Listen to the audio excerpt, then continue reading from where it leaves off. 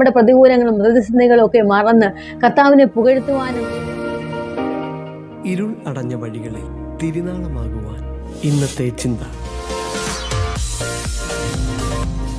Praise the Lord. ദൈവത്തിൻ്റെ വലിയ നാമത്വപ്പെടുമാറാകട്ടെ. അനുഗ്രഹിക്കപ്പെട്ട ഈ നല്ല പ്രഭാതത്തിൽ എക്സൻ മീഡിയയിലൂടെ ദൈവവചനം ശ്രവിപ്പാൻ തക്കണം എന്ന ഭാഗ്യത്തിനായി സ്തോത്രം ചെയ്യുന്നു. അല്പസമയം ദൈവവചനം നമുക്ക് ശ്രവിപ്പാൻ തക്കോണം ദൈവം ഇടയാക്കുന്ന എല്ലാ കൃപകൾക്കായി സ്തോത്രം. യെശയ്യാ പ്രവചനത്തിൻ്റെ പുസ്തകം 60-ാം അധ്യായം 1-ാമത്തെ വാക്യം. എഴുന്നേറ്റ് പ്രകാശിക്കുക, നിന്റെ പ്രകാശം വന്നിരിക്കുന്നു, യഹോവയുടെ തേജസ്സും നിന്റെ മേൽ ഉദിച്ചിരിക്കുന്നു എന്ന് പറയുന്നു. ഈ 1-ാമത്തെ വാക്യത്തിൽ തന്നെ നമ്മളോട് ആഹ്വാനം ചെയ്യാനായി എഴുന്നേറ്റ് പ്രകാശിക്കുക. നാം ആയിരിക്കുന്ന സാഹചര്യങ്ങൾ എന്തു തന്നെയായിരുന്നാലും അവിടെ നമ്മൾ എഴുന്നേൽക്കണം, പ്രകാശിക്കണം എന്നാണ് വ്യക്തമായിട്ട് ഇവിടെ പറയുന്നത്. എഴുന്നേറ്റ് പ്രകാശിക്കുമ്പോൾ അനേകർക്ക് ആ പ്രകാശം ലഭിക്കും.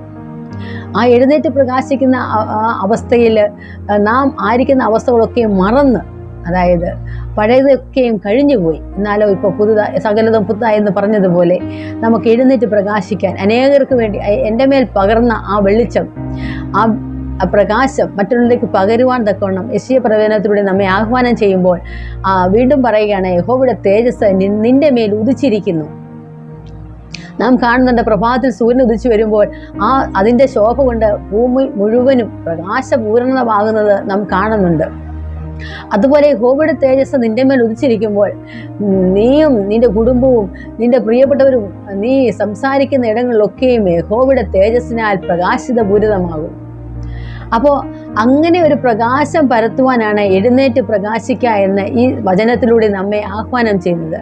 ദൈവമായ കർത്താവ് നമ്മോട് പറയുകയാണ്, എഴുന്നേറ്റ് പ്രകാശിക്കുക, എൻ്റെ പ്രകാശം നിന്റെ മേൽ വന്നിരിക്കുന്നു, യഹോവയുടെ തേജസ് നിന്റെ മേൽ ഉദിച്ചിരിക്കുന്നു എന്ന്. ഇത് അനുഗ്രഹിക്കപ്പെട്ട നല്ല വാക്യം നമ്മെ ഇന്ന് ഈ പൊരുക്കാലം ചിന്തിപ്പിക്കുവാനും നമുക്കൊന്ന് എഴുന്നേൽക്കുവാനും നമ്മുടെ പ്രതികൂലങ്ങളും പ്രതിസന്ധികളും ഒക്കെ മറന്ന് കർത്താവിനെ പുകഴ്ത്തുവാനും ദൈവം ഇടയാക്കേണ്ടതിനായി എഴുന്നേറ്റ് നമുക്കൊന്ന് പ്രകാശിക്കാം. ദൈവവചനം നമ്മെ ഓരോരുത്തരെയും അതിനായി ആഹ്വാനം ചെയ്യുമ്പോൾ അതിനായി തന്നെ നമ്മളെ ഓരോരുത്തരെയും ദൈവം സഹായിക്കട്ടെ.